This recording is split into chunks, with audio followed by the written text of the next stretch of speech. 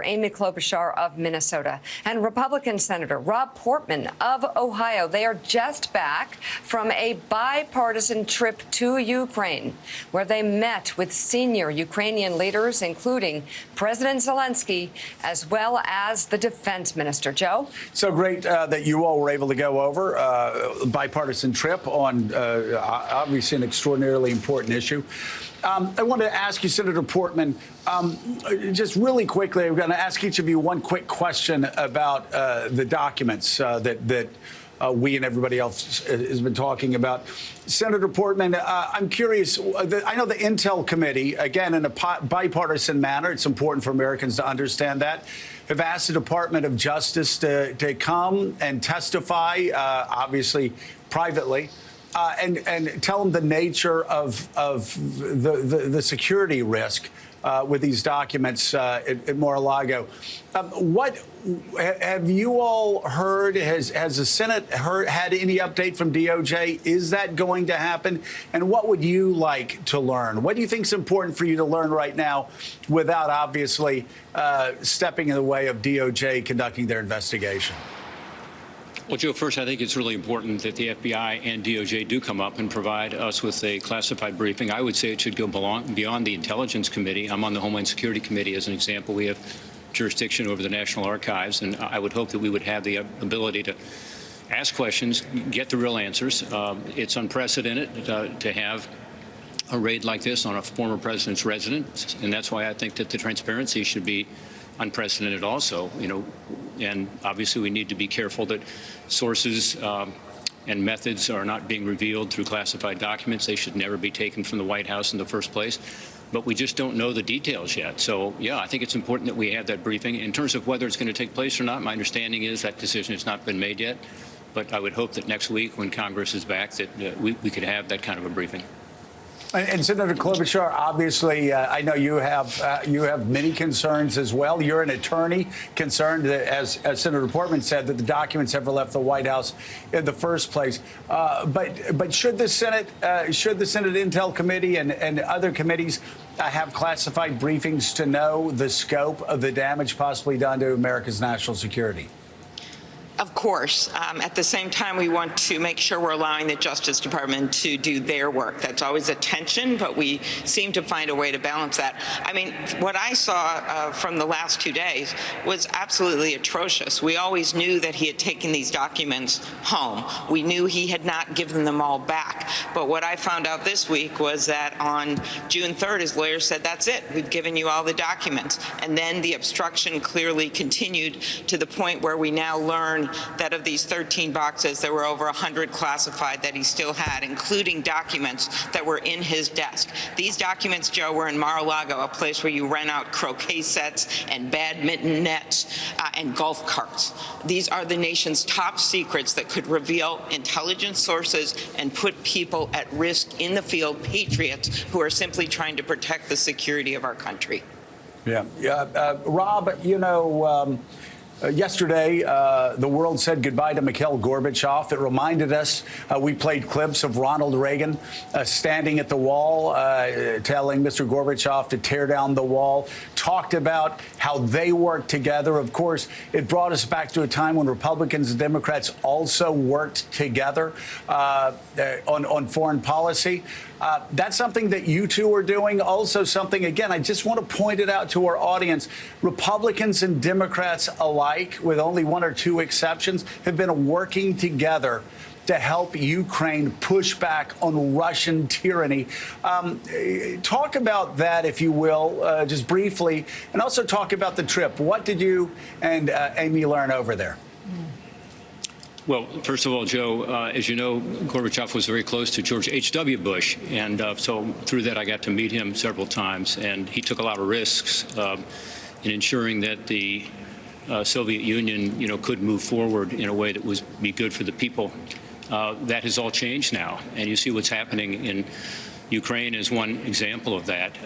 We talked earlier about Zaporizhia, the largest nuclear power plant in Europe is currently under attack effectively. The Russians came in and assaulted the neighboring region and took over the plant and took the employees there captive. I still got you, Joe? Yep. Okay. Took the employees captive and then began to intimidate them. We're told they were harassed. There's some reports that they were tortured. They're captured inside of this nuclear power plant. That alone makes it very unsafe.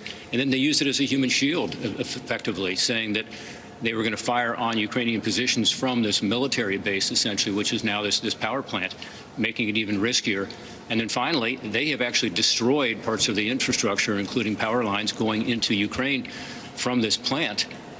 Because they would like to divert this energy. 20% of the nuclear energy, 20% of the electricity in Ukraine is generated by this one plant. They'd like to divert it to Russia. All of these add up to war crimes, which are incredibly irresponsible, and in this case, even risking a catastrophe for Europe, for Russia, by the way, from the fallout. This would be the worst nuclear disaster since Chernobyl if we don't demilitarize the area. So I'm glad the UN is there. I'm glad that they are going to do a technical review. But what they really need to do with the international community is get Russia to do the right thing, which is to demilitarize this area around the plant, allow these workers to do their job without this kind of pressure, and ensure that there is no leakage, ensure that this plant is safe. Senator Klobuchar, as you know, you all in the Senate, along with the president, have rallied billions of dollars anyway, of aid to Ukraine and helped to rally the world behind that effort. As you sat across the table from President Zelensky, what more did he ask for? And where does he see this going? What's the end game here? How does this end, hopefully, with some kind of a peace deal at the end? Or is that unrealistic to think of when Vladimir Putin is on the other side of the negotiation? Well, we had an excellent meeting with President Zelensky, Defense Minister Reznikov, the Chief of Staff to President Zelensky, who has a lot of power, and we went through exactly what happened. And he specifically asked us to convey to the American people, President Zelensky did, how grateful they are for what America has done, as you mentioned, economic aid, humanitarian aid, and then, of course, military aid. The embassy staff told us last week they got takeout food, and when it came back from a Ukrainian restaurant, someone had written on the bag of food, "Thank you, America, for the HIMARS." That's how involved the country is in this. 16 HIMARS, they've used them incredibly effectively, and that's why you're seeing this counteroffensive going on, where they just turned out last 24 hours destroyed a Russian makeshift bridge that they had constructed to allow them access. So that's happening at the same time that they're protecting the nuclear power plant. Of course, he asked for continued support, not only from us, but from our 42 allies across the world, including countries like Japan and South Korea, the European Union. That is a big part of this, because this isn't just about one country. This is about an evil dictator, Vladimir Putin, who is literally invading a sovereign country. And if we let him get by with this, he will do it again and again and again.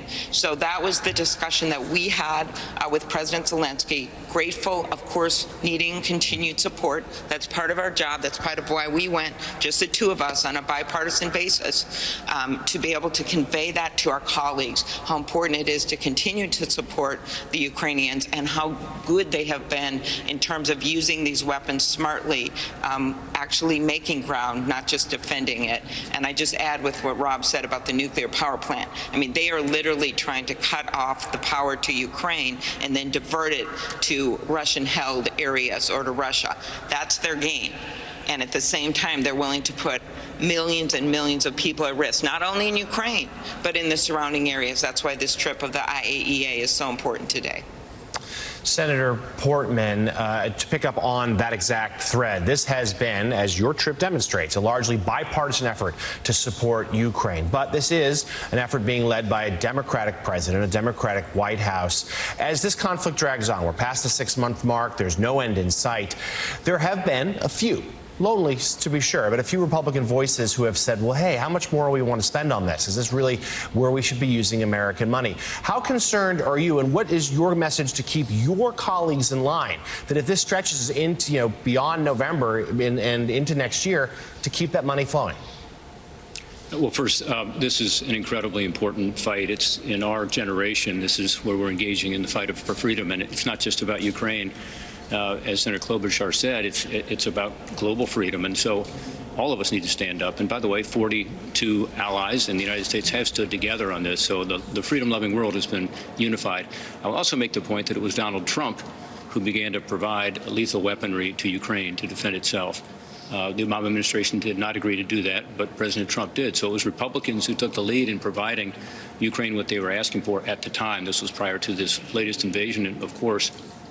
Now we've got to be sure two things happen. One, that the funding that we're providing is accountable, and whether it's humanitarian aid or whether it's state budget support or whether it's the defense spending, one thing Senator Klobuchar and I did when we were over there was we insisted that there be an accountability, that end-use monitoring for these weapons, as it's called, as an example, is done, so we know exactly where these weapons are going, and that we ensure that any funding that's being provided is going to the essentials, like providing salaries for the law enforcement officials who are needed right now to protect Ukraine and to win this war. And then second, we need to be sure that the American people and our colleagues understand that what we are providing is making a difference, a huge difference. It was just discussion of the HIMARS. These are long-range rockets that the Ukrainians have been asking for. Many of us had hoped the administration would move even more quickly on these, but now we are moving on them. We have 16 units in place. That's public information. These enable the Ukrainians finally to be able to reach the Russian artillery that has been firing on them incessantly for the past several months, particularly in the east and the south, and destroying civilian targets, hospitals, schools, churches, apartment buildings. We saw some of these apartment buildings that were destroyed in Irpin and in Bucha when we were over there yesterday. So these weapons are working. So what the American people are helping provide to the Ukrainian armed forces, as well as, by the way, the UK, Germany, and others, are actually making a difference in enabling them to have this counteroffensive that's going on as we talk. They're making progress in the south, moving toward Kherson. This would be a huge victory militarily, but also in terms of the morale of the troops. The Russian troops already have incredibly poor morale, we're told by everybody we talk to, but the Ukrainian troops are fired up. They're protecting their homeland, they're protecting freedom, they're protecting their families. So it was a good visit in the sense that we were able to deliver those messages and also ensure that what we have provided is making a difference. Yeah, right. and let me just say, Senator, you are correct. The Obama administration did not provide offensive weapons when they should have provided offensive weapons. We've been critical of them here for that. I will say, though, since you opened the door on Donald Trump, I will say, yes, he did provide defensive weaponry only after trying to blackmail the president, that you visited President Zelensky to try to dig up domestic political dirt. So, again, after, by the way, Joe, after my point is this has been bipartisan. No, I'm just saying after you all Let's keep it that way. had already approved it. So I didn't want to bring up Donald Trump. I was going to ask those one questions, but you brought him up. I don't think Donald Trump. I didn't bring him up. What I did is I said that a Republican chief. administration provided lethal aid, and so the question was, are Republicans not willing to support lethal aid to Ukraine? Is that a problem? My point is, this has been something Republicans and Democrats alike have supported. In fact, it was a Republican administration, after years of you and me and others encouraging a Democratic administration to do it. Finally, a Republican administration did provide that lethal aid. That was my point, and that's, I think, very important to understand right now. We need to keep this up. 6 months is a long time. On the other hand, progress is being made. Think about it. The Russians intended to roll into Ukraine and take over this country, a democracy, a strong ally of ours that had chosen to turn to us in 2014. We were at the airfield right outside of Kyiv just, yesterday, and we got to see where a brave unit of National Guard kept the Russian special forces. These were highly trained Chechens and Russians from taking over this airport and therefore beginning the assault on Kyiv. These were National Guard that had rarely seen combat, if any. And we got to meet the commander of that unit. They were fighting, as he said, for their homeland, and that's why they won. They literally had one of them had a cell phone video, just like you or I might have taken. He's standing there, and the Russian helicopters and the paratroopers start coming in, and they have to decide what to do. And the Russians just thought they were just going to flip. They were going to leave. They were going to let them take over the airport. That would have given them the access to take over Kyiv. So that stand where they basically eliminated the Russians that had invaded, so that there wasn't one left, and they stood up to them at that moment. Yeah. That's what protected Kyiv. And so what you're seeing now is these same kind of fights going on in other regions of the South and country. East. And one thing I just want to say one more time, Rob Portman was great on this trip. It is a bipartisan support for this. And despite whatever disagreements we can have on other issues, we are united for democracy and freedom. Well, and by the way, that's something that, again, I brought up at the top of the segment, that Americans need to understand that Republicans and Democrats alike have been working together on this. And this is something to celebrate, that yes, there are one or two Republican senators, a couple of House members that aren't on board, but the overwhelming majority. And there's something we said also during the Russia debates, during the Trump administration, also talked about how there was bipartisan support to push back hard on Putin when Donald Trump was president of the United States. So the Senate, I think it's been admirable what the Republican and Democratic Senate has done in pushing back on Russian tyranny. I also, really quickly, you said something, Senator Klobuchar, that I want Americans to know, because they hear negative news all the time. They need to understand what people in Ukraine are thinking right now, how grateful they are. We hear it from Mark Brzezinski, who is the ambassador of Poland. I will tell you on a personal note, my daughter, who is in college, worked this summer in Poland, and I asked, what was your greatest takeaway? She said, how grateful the Polish people are for America. She said, I got to tell you, I love my country, but I've never loved it this much. It's amazing. Exactly. Isn't it? That's exactly right, Joe. The literally people coming up and thanking you on the street. You've got the Polish people. We went and met with our 101st Airborne there that have been working with the Ukrainians to maintain these sophisticated weaponry remotely, right? Telemaintenance, they call it. And we were able to just see firsthand our military's respect for not just the Ukrainian military and their people and how spunky they are and how brave they are, but also for the Polish people for taking in all these refugees. And I know one day Americans will be able to visit Ukraine because it will be a free democracy. And they will then be able to see what we saw, the mass grave. Yes. They'll be able to see the damage. They'll be able to see, ballet dancers that put on combat gear and went out and did their jobs, and musicians left playing alone on a street to worship the culture of Ukraine and not let it go. It's just this incredible emotional moment when you see the Russian tanks in the middle of the Ukrainian square that used to be full of, street vendors and the like, and the sandbags around the presidential area.